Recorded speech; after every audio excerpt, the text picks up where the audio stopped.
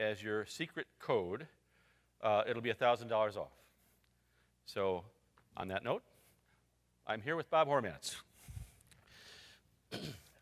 And Bob, as you will recall, you've all read his bio, you know who he is.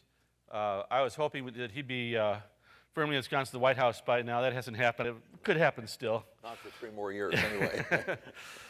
We're going to talk about energy today. And I want to lead into this by kind of doing a segue with the comment I made yesterday about pure science. And one of the things that I think is an example of the lack of attention or great science that we're doing, if there were 4 guys in a room who could solve the problem of nuclear waste, it would change everything. That would be an enormous step forward. Enormous. There are other things, though, that you could also do it by improving the way we process nuclear fuel. Different kinds of reactors produce different kinds of waste, some more than others, some more toxic than others. So there's a lot of angles to the nuclear element, but nuclear clearly is one key medium to longer term solution to reducing dependence on hydrocarbons and reducing import dependence, both. Right. I remember when Esther's here, I think her dad 40 or 50 years ago sat down with 2 or 3 other guys and created a reactor design that was self-healing. It couldn't really fail. If it started to fail, it would shut itself off. There are a lot of innovative people around. There's high-temperature gas-cooled reactors is one element that some people prefer. There are lots of debates within the nuclear community, but the fact is the kind of light water reactors that we are now using can be improved on greatly to the benefit of the environment and in terms of efficiency of use of nuclear power. Right. So let's go back. I just want to throw that idea out there. So I agree with that. I agree with that. And nuclear, everyone's beginning to understand now nuclear is a much better option for the United States than almost any other, certainly any other hydrocarbon, for sure. Right. Well, those wacky French, you just can never tell. Well, it's interesting. Some of the countries that have this sort of aversion to nuclear, on one side, are developing nuclear power because they realize it can be done much more safely than, say, 20 years ago, much more efficiently, and it reduces their dependence on the Middle East. Even Japan, which has a sort of nuclear allergy, as we all know, is using nuclear power. Yeah. And they've had a few accidents there. Yeah, well, a couple of things that were not accidents, but they've had other things that are very troublesome. But they've actually made it work. China's building a huge new nuclear build-out. They're building nuclear plants all over China because they're heavily dependent on coal, and they say to themselves, look, nuclear is not better than coal, but it's at least more efficient and from the environmental point of view, much better for their use. Yeah. Well, if I understand their program, they're doing everything. They're doing everything. More coal, more water, more. Yeah, there's one word in China that describes energy policy. That's more. More. Faster, more. Yeah, they have very little oil, so they're buying up a lot of oil properties around the world. They're importing liquefied natural gas from Indonesia and Australia. They're building nuclear power plants. They're building huge numbers of coal-fired plants all over China. Yeah, that'll be great for us, because they've got plenty of coal. Well, the problem is all that pollution comes right over the. This is a huge missed opportunity for us because I think when the president met with President of China, President Hu, one of the things, and I talked to the State Department, the Department of Energy about this, is developing an energy partnership with China, which would essentially focus on helping them to develop their coal using clean coal technology, which we have. Be a great thing for them. And from our point of view, good business to be in. Good business to be in, and it would help them to use their coal, which reduces their dependence on imported oil, which helps the global market. Bob, that makes way too much sense. Well, the fact is you said Washington, D.C. and something intelligent in the same. Now, if it had been done in Seattle, it might have worked, but it was not done. It was not done in Seattle, and it didn't work. They had an hour and a half together. These 2 heads of state, they discussed very little for very little length of time. That was probably clearing brush. Probably they certainly didn't achieve a lot. Yeah. Well, since we've wandered this direction, before we come back to where I think we're going to go, it has struck me for a long time that there are 2 taxes that we're going to pay in the future in this country. One is the energy tax, based on the idea that that price we're paying today at $75, whatever it is probably too high. And I think you and I agreed the other day that a consistent high price is actually a wonderful thing in terms of encouraging the development of alternative energy. Yes, projects. And more efficiency, presumably, over time, although we haven't seen much of that yet. We haven't seen that yet. Worked in Germany, didn't work here yet. Right. But then there's going to be another tax because there are forward contracts being bought in the world market by our friends in China, and we're not doing that. Yes. And so the more of that happens, that comes back and does a net present value to us and creates problems 20 years out where we have a tax, not just the global energy tax, but we have this tax vis-a-vis other countries. So we're going to be operating at less and less efficiency compared to China or anybody else who plays this game while we're not playing, if the price keeps going up. Mm-hmm. Well, I think the price function is very important in this equation for two reasons. One, because the price now is high. In real terms, it's not as high. It's been higher, but it's still quite high relative to where it was several years ago. The second thing that's important is that it's not just the spot price. Traditionally, what happens in the oil market, and some of you obviously follow this, is that price goes up, stays up for a little while, but then the futures price, the forward price, is way down. That's different now. The forward price is almost as high. The 5-year out price, as it's called, is about as high as it is today, a little lower, not much. And I think that tells potential investors something that they have not seen before, and that is that the market expects through the forward mechanism, and this is a lot of bright people playing this game, they expect it's going to be high for quite some time. Why? Because there's very, very little spare capacity. Second, where are we getting the oil from? We're getting it from among the most vulnerable parts of the world now. People who don't like us very much. Many of them don't like us, and many of the areas we get it from are geologically challenging. They're very hard to produce, and there's a lot of instability.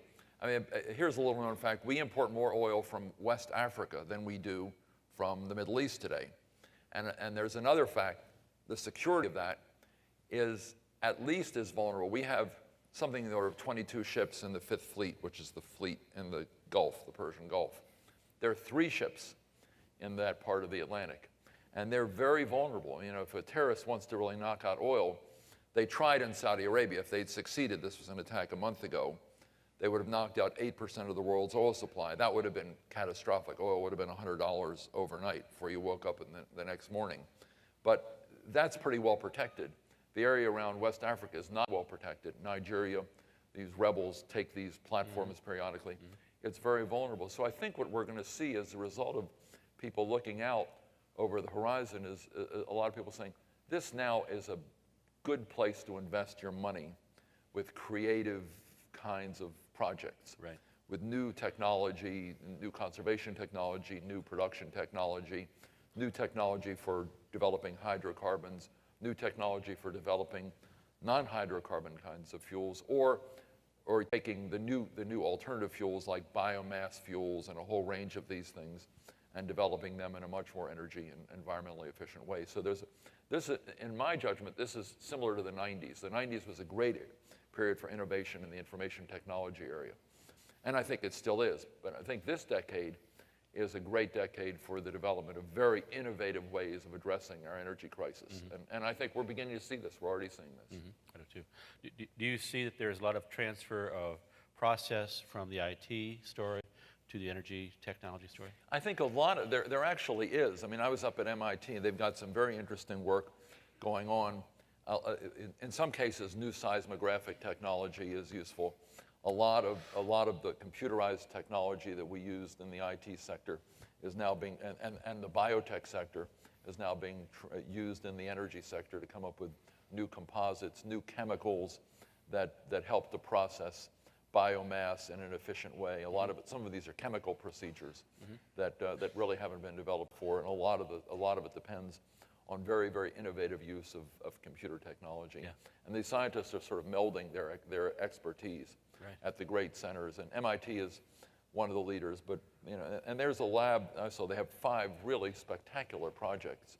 Now, these are early stage, but the fact is you've got so many bright minds working on this and so much money now going into it because the oil companies and some of the VC companies are now putting a lot more money into this than they were 10 years ago. And that's a very healthy sign. We can't tell which technology is going to work, but if you get enough bright people working on it, you know that one or more of them are going to work in a very substantial way. Right.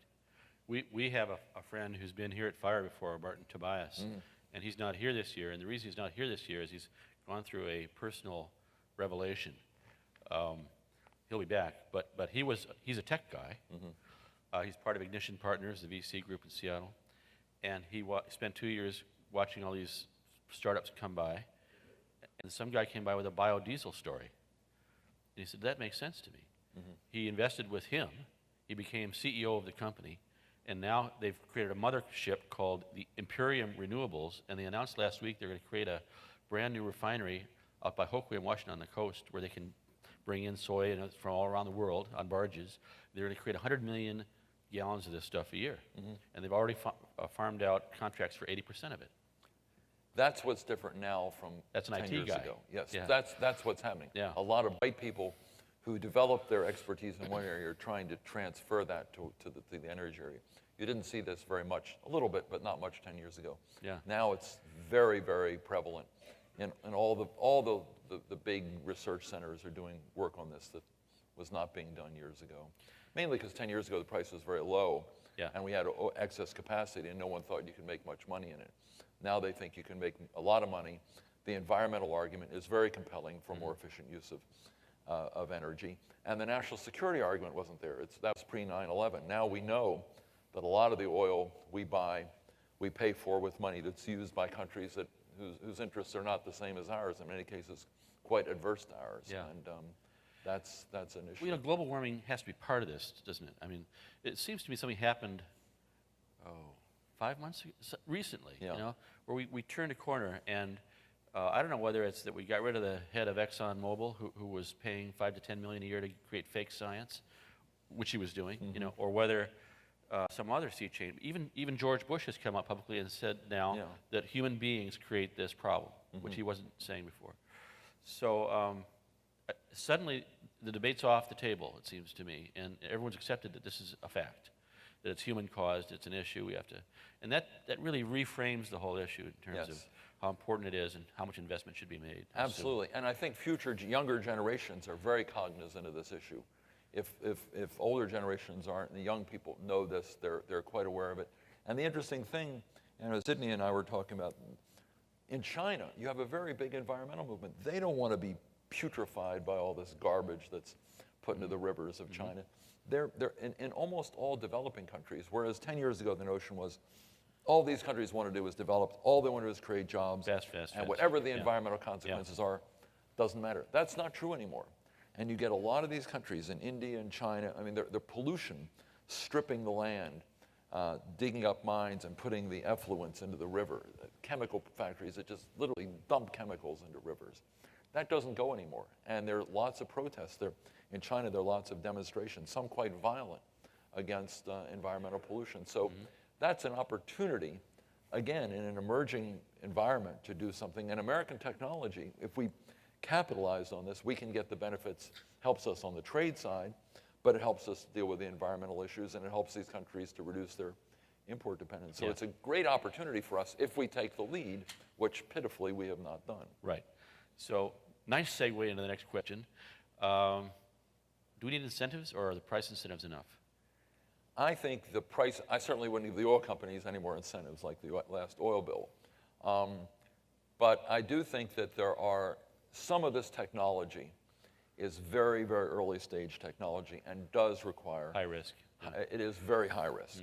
And I do think that we need more money in the various government programs to incentivize the small entrepreneur, the small company that's developing, or the labs that are working on this. I think the other thing where the government can play a role is in creating the infrastructure for the delivery of a lot of these things. One of the reasons, it's not the only reason, but one reason a lot of automobile companies don't make flex engines and don't make the engines that use this stuff is that there's not an infrastructure.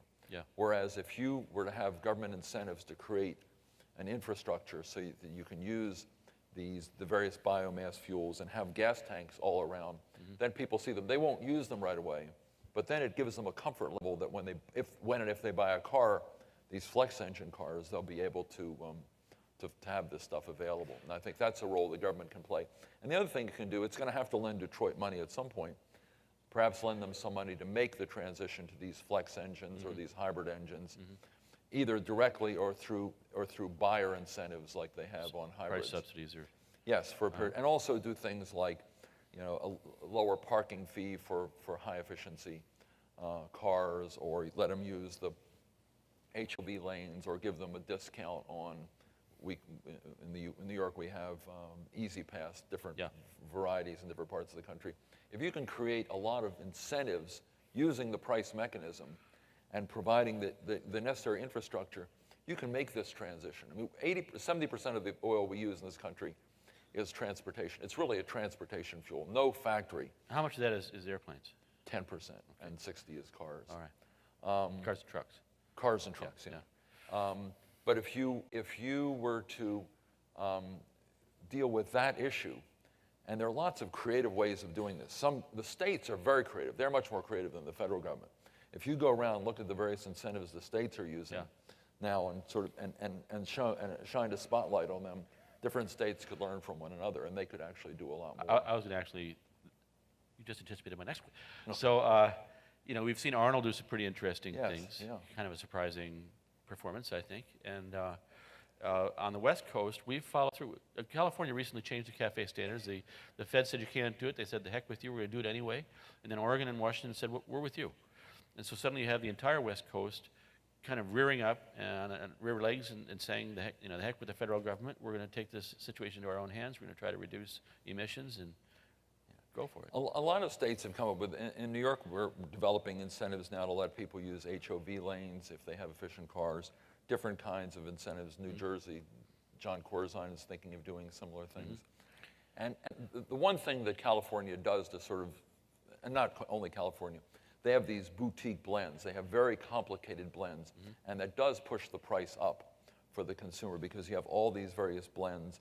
There's some 152 blends in this country, and it does make it a little more inefficient for the oil companies. So if the states could agree on two, there are 3 categories, and there are 17 blends within each category. That's the way it works. Right. Unfortunately, if they could agree on some degree of consistency, it's hard to get California and Arizona and New Mexico to agree on these things. But if they could, it would make the refiner's job a lot easier, and they could put some more money into some of the more efficient ways of refining oil. Yeah. And now we're talking about America. Are there other countries that are doing a better job? Most. Yeah, you name it. Would you pick one as an example of? Well, I'll give you one. Denmark, Scandinavia, they're using windmills. You can make a windmill, 3-megawatt windmill. That will power a city of 20,000 people. And there are parts of this country, you can't put it everywhere because you have to have a certain consistency in wind, but you can put it in the Great Plains states, for instance. You can put it offshore here.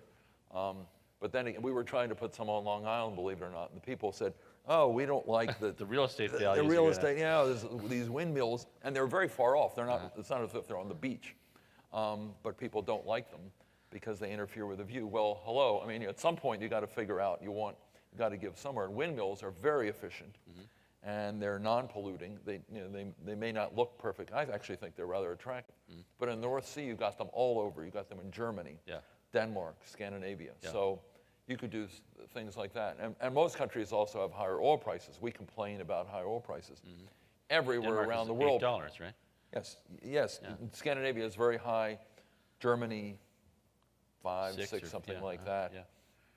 All over. And not only that, they have a much more efficient utilization of energy in their factories than we do. Although we've done a lot. We actually, on the manufacturing side, we're much more efficient in the way we've utilized energy than we were 10 years ago. That's one reason the price can go up without the economy suffering, because oil as a portion of the marginal dollar in GDP is far less than it was 10 or 15 years ago. So you don't get that big negative impact on the gross economy, on the GDP, from oil prices, because we do use oil a lot more efficiently in the manufacturing sector.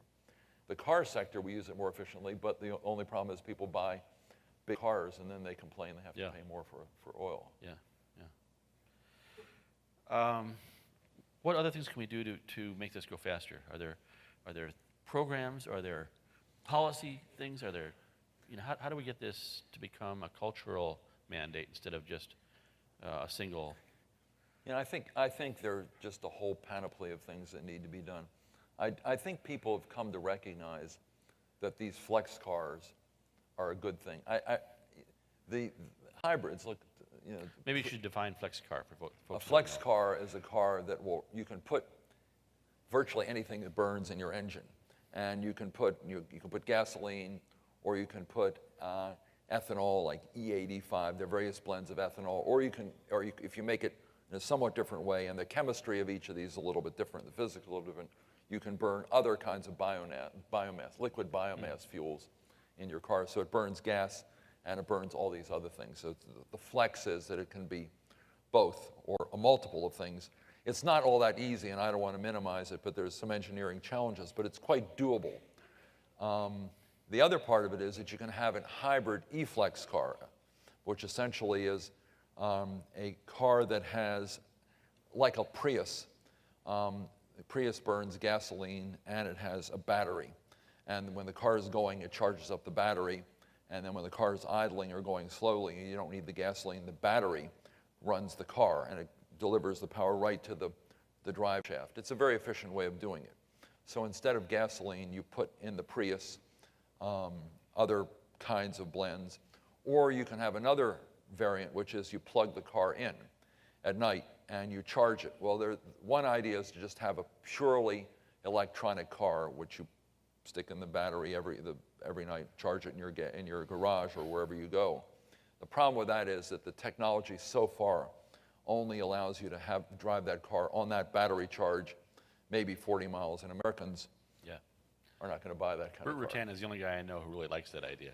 Yeah, well, it's not, and the average person travels less than 25 miles a day, but the fact is they want the option to travel more than 40 miles a day. Yeah.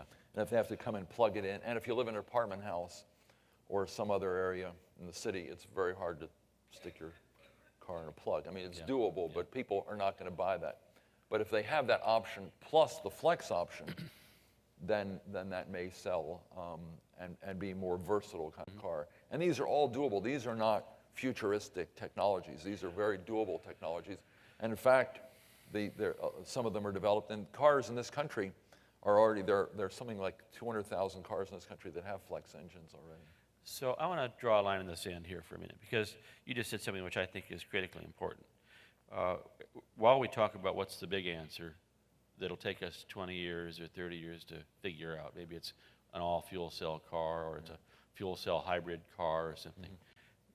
I think the biggest problem we're facing right now is that there isn't enough attention. There's no plan. Yes. We need to have a transition plan, and Amory Lovin's talked about this extensively, and you know Amory. 10% of this, 10% of that, 10% of this, and you got 100%. So we need to have an intelligently thought through policy which is incremental but positive and creates a major benefit over the next 5, 10, 20 years while we're struggling to figure out the real answer. Yes. I mean, I think conservation in the near term is one answer. There are lots of ways, if people understood them, you can reduce, right now, with virtually no effort, reduce your oil bill 10% using your figure. You can drive a little less. You can carpool. If you drive 55 miles an hour rather than 60 miles an hour or 65 miles an hour, you save a considerable amount of gas. If you don't start your engine, you push down on the gas very hard, waste a lot of gas if you push down more slowly. There are lots of techniques. There are lots of ways, little tricks, having your tires filled properly. All these things. Now, the average person doesn't care enough about it to do that. And if they knew, then they could do it. But it's a cultural thing. People like to go 65, 70 miles an hour. No one's going to go 55 if everyone else is going 65. It's a testosterone issue for a lot of people. They want to, but that's part of the problem. You can do that right away. Then you can start buying more energy efficient cars, tighten up the CAFE standards. That's very important. That could be done very quickly. Now, Detroit's in difficulty, and therefore it's going to be hard to do. So you could say, all right, I won't do it today. I'll do it. These will kick in a year from now, which gives people time. If they want to trade their car in for a more efficient car, they can do it. A gas tax, I have some problems with a gas tax. I think from a market point of view, it's a very good idea, but it's a very regressive tax. And the problem is that wealthy people will buy their Humvees and run their Humvees and pay the gas tax, and very low-income people that will take a big bite out of their. Push them back on the bus. Yeah, it's very hard. It's very hard to do. it sounds good, but part of the problem is that it's very negative for low-income people. And you can say, well, then they could get a more efficient car.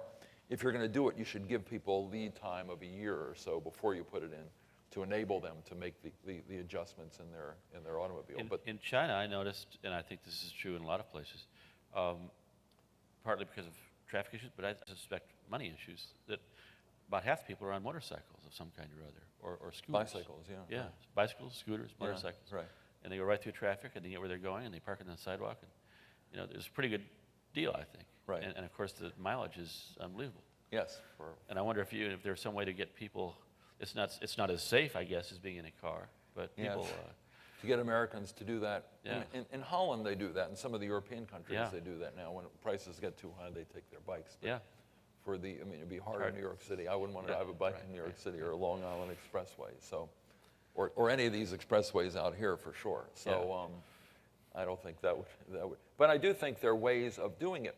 You can have smaller cars. If the only thing they do with their car is they go to the grocery store every few days, you can have much smaller, much more functional cars. And it's interesting, some of the Japanese cars, the newer prototype models, are mono cars. That is, just one person goes in the car. It looks like a sort of a modern, futuristic kind of scooter. Yeah. And you can do that, and people can move around with those things. So every pound you take out of that car. Yes, every is a pound you big take. deal, Now they're building some of these new cars with composites, which are a lighter in any case. But if you can, why drag around, 3,000 pounds per person. something that seats 8 people? Yeah. If you want to use 90% of your use is to go to the store and take your kids to a soccer game once in a while, you can have a smaller car. So giving people more of a range of cars to buy, and having people realize that it's expensive to haul around excess metal when you're not using that for the most part. We got to make up a fancy word for that number, pounds per pound when you're driving. Yeah, but the fact is, a lot of people don't understand. That's why we got to make these up relationships. some word for that that's easy to. I think that's right. Remember. And education, you made the point earlier, which I think is a good one. A lot of this is a cultural thing. A lot of it's economic, but a good portion of it is cultural. You don't need to have the size of the American auto fleet is so much bigger on the average than the size of the auto fleet of any other country in the world by a long shot. And if you were to downsize the size of the fleet, or you were to improve the efficiency of these cars, then you could really make a big dent, because it's a transportation fuel. And for the most part, the only way we could deceive ourselves into thinking all these other answers are going to work, and maybe they will over the medium term. But if you're looking at the oil issue per se, it's a transportation issue, and it means CAFE standards, greater efficiency, and flex fuels and hybrids. Those are the 4 elements. And you need a medium-term strategy for doing it. I'll give you an example. London, it's very expensive now to drive your car in the city, in the center part of London. Same thing with Singapore. If you did that, people would use bicycles or public transit. Now, in some parts of the world, like California, there's very little public transit. But in most parts, there is an option of public transit. Chicago, New York, Boston. These have very well-developed public transportation systems, and people could use them more. And in fact, when oil prices were high in New York for a few weeks, you saw a huge increase in the ridership in the subways and the buses. So these are doable. But then you need states and cities to build out the transportation infrastructure, which it's very hard in California to do this, since you don't, in most cities, have that kind of well-developed system. We're running out of time, but I want to give this person one chance to ask a question. Hello. Thanks very much. I thought this figure you had, 60% of oil use in this country is cars and 10 is aviation. I've been looking at my own carbon footprint very closely in recent months, and for most people in this room, I can be pretty sure, I don't fly that often. I do maybe 6 international trips a year, and I'm sure a lot of people in this room travel a lot more than that. For most people in this room, the majority of their carbon footprint will be to do with air travel. And I found this was the case for me. A typical Briton, it's about a third, car, household, and aviation carbon output. In my case, it's about 80% to do with aviation. And I just bought a new car, and I bought a more efficient car than I had before. It gets 55 miles to the gallon instead of 35. So that's great, but that's actually, I also put low energy light bulbs into my house. These things are actually having very little impact at all. And the single biggest thing I could do to reduce my carbon footprint, and the same is true for everyone in this room, would be to fly less. More video conferencing, more phone calls, less travel. So the weird thing is, though, I'm trying to reconcile these two apparently conflicting things, and I'm wondering if you can help. As a society and worldwide, aviation is a small piece of the puzzle. It's 3% of carbon emissions globally, and you've just said it's 10% of oil consumption in this country. So that means, in aggregate, most people do have to do all these things you've just said to do with cars. But for the people in this room, there is really no point in buying a more efficient car or switching to low-efficiency light bulbs, when just taking one less cross-country flight a year will have a much bigger impact on your carbon footprint. So for those of us who travel a lot, that's actually the thing we should be thinking about. But at the same time, there is value associated with those flights. And so how do you trade that off? How do you decide whether you should be minimizing your carbon through less flying versus the potential impact of economic growth and so on that you may get from traveling? How do you deal with that personally, and how should we? Well, I wish I could travel a lot less. I will tell you that for a variety of reasons. Energy efficiency and just efficiency of utilization of time. I think e-conferencing, teleconferencing, all these things are part of the solution to the problem. I think you've put your finger on a very important part of it. I think if people were to use these types of conferencing technologies more, they could save themselves a lot of time. In fact, we're trying to do this. I mean, I used to go to Japan every 2 months, and now we use teleconferencing to do this. And it's much more efficient from my point of view. And I do think it makes a lot of sense. You don't need, there are a lot of trips, let's face it, all of us take trips we do not need to take. And we could do the same thing. Now, obviously, conferences like this we would all want to go to. We would not Absolutely. want to stop. But, Well, a this is lot the of problem, other isn't things, it? a lot of other things are expendable.